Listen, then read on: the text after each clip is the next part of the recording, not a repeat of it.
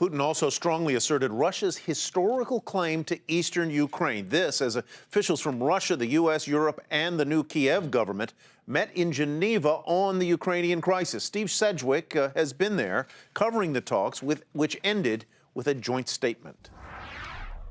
Against the backdrop of increasing violence in the south and east of Ukraine, there were low expectations coming into the first big diplomatic talks between Ukraine and Russia since the crisis began. With the US and EU in attendance, concrete steps, it looks like, have been made. Diplomatic measures include OSCE international monitors going into the country to monitor disarmament, protesters and pro-Russian sympathizers vacating some of the government buildings they have occupied in the last few days, and the Ukrainian government agreeing to give more voice constitutionally to ethnic Russians. In the press conference afterwards, I asked John Kerry whether, though, the crisis that started the whole process in Ukraine, i.e. Crimea, had been given up on by the West.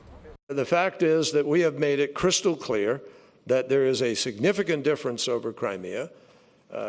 We are not, quote, given up. John Kerry there speaking to me in the press conference post what has been a very successful day, albeit at an early stage, of diplomacy in the whole Ukraine crisis. Steve Sedgwick for Nightly Business Report in Geneva.